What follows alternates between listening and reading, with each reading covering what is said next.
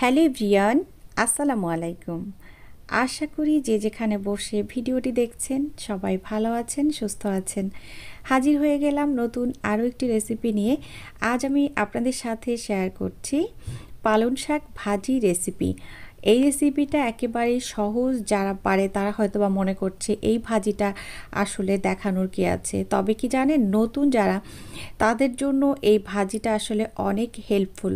কারণ আমি যখন রান্না একদমই পারতাম না, তখন কিন্তু আমার কাছেও এই রেসিপিটা ছিল অমূল্য। তো তাদের কথা চিন্তা করেই আজকের রেসিপি। চলুন মূল রেসিপিতে চলে যাই। প্রথমেই আমি একটা কড়াই বসিয়ে দিয়েছি, আর আমি এখানে এক আটি পালং শাক নিয়ে নিয়েছি। সেটা আসলে ছোট ছোট করে কেটে এইভাবে নিয়েছি। আর আজকে আমি যেভাবে ভাজিটা করছি, আমি পালং শাকটা সিদ্ধ করে ভাজিটা করব। অনেকে যেটা করে থাকেন একেবারেই কাঁচা তেলের উপরে দিয়ে দেন, সেটার থেকে এইভাবে সিদ্ধ করে ভাজি করলে এটা বেশি মজার হয়। আমি পালং শাকগুলো দিয়ে স্বাদ মতো লবণ দিয়ে দিয়েছি, আর দিয়ে দিচ্ছি এখন কাঁচা মরিচ। আর শাকের যে কোনো রেসিপিতে মরিচটা একটু বেশি দিতে হয়, কারণ শাকে একটু মরিচ বেশি লাগে। তো এখন আমি সিদ্ধ করে নেব।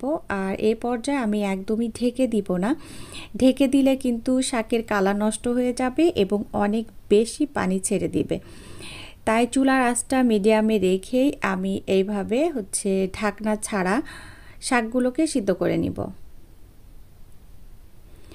এর মধ্যে দেখতে পাচ্ছেন শাক কতটুকু হয়ে গিয়েছে আর কতটা পানি বের হয়েছে। আর এই পানিটা আমি শাকের মাঝেই শুকিয়ে নিব। যদি আমি পানিটা ফেলে দেই তাহলে কিন্তু শাকের যে ভিটামিন থাকে সেটা চলে যায় এবং লবণটাও চলে যাবে। তাই আসলে পানিটা ফেলা যাবে না, শুকিয়ে নিতে হবে। এর মধ্যে কিন্তু শুকিয়ে গিয়েছে। এখন আমি শাকটাকে নামিয়ে নিচ্ছি, তারপর শাকটাকে বাগার দিব। চলে আসলাম শাকটা বাগার দেওয়ার জন্য। তো কড়াই বসিয়ে দিয়েছি। কড়াইটা যখন গরম হয়ে গিয়েছে তখন এখানে দিয়ে দিয়েছি খুবই কম পরিমাণে তেল, কারণ যেহেতু আমার শাকের পরিমাণটা কম। তো এ পর্যায়ে তেলটা যখন একটু গরম হয়ে গিয়েছে তখন আমি দিয়ে দিচ্ছি পেঁয়াজ এবং রসুন কুচি। আর শাক রান্নার ক্ষেত্রে একটু রসুনের পরিমাণটা বেশি দিতে হয়, যেহেতু আমার একেবারেই কম, এজন্য আমি কিন্তু সব কিছু একটু কম কম দিচ্ছি। তো রসুন দিয়ে দিয়েছি, তারপর দিয়ে দিচ্ছি পেঁয়াজ। আর পেঁয়াজগুলো আমি একটু হাত দিয়ে ছাড়িয়ে দিচ্ছি।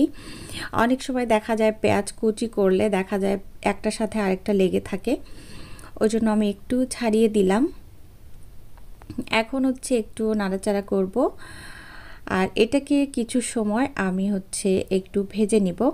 আর আজকে আমি যেভাবে ভাজি করছি এটা এমনিতেই মজা। আর আজকে আমি একটু চিংড়ি মাছ দিব। তো এই পর্যায়ে আমি 2টা শুকনা মরিচ দিয়ে দিয়েছি, দিয়ে একটু ভাজি করে নিলাম। তারপর আমি একটু চিংড়ি মাছ দিয়ে দিচ্ছি। আর এটা একেবারেই ছোটো সাইজের চিংড়ি মাছটা। আমার কাছে ভাজির মধ্যে আসলে ছোট চিংড়ি দিলে বেশি ভালো লাগে। চিংড়ি মাছটা দিয়ে এখন আমি একটু কিছু সময় নাড়াচাড়া করব, আর এটাকে ভালো করে ভেজে নিব। আর যারা চিংড়ি মাছ দিতে চান না তারা যেটা করবেন, শুধু পেঁয়াজ রসুন আর শুকনা মরিচ ভাজি করেই শাকটা দিয়ে দিলে সেটাও কিন্তু অনেক মজার হয়। এরই মধ্যে কিন্তু আমার ভাজা হয়ে গিয়েছে। এখন আমি শাকটা দিয়ে দিচ্ছি। শাকটা দিয়ে আমি কিছু সময় নাড়াচাড়া করব। আর এই রেসিপিটা কিন্তু একেবারেই সহজ একটা রেসিপি, কিন্তু আসলে অনেক টেস্টি।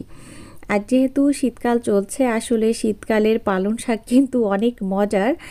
আমার যদিও পালং শাকটা বেশি পছন্দের না, তারপরেও কিন্তু এই প্রথম দিকে শীতের প্রথমের যে পালং শাকটা, এটা আসলে অনেক ভালো লাগে। তো এখন শুধু নাড়াচাড়া করব, তারপর আমি সার্ভ করে নিব। আশা করছি নতুনদের আজকের রেসিপিটা অনেক উপকারে আসবে। এতক্ষণ যারা আমার সাথে ছিলেন সবাইকে অসংখ্য অসংখ্য ধন্যবাদ। সবাই ভালো থাকবেন, আমার জন্য দোয়া করবেন। আগামী রেসিপি দেখার আমন্ত্রণ জানিয়ে বিদায় নিচ্ছি। আল্লাহ হাফিজ, আসসালামু আলাইকুম।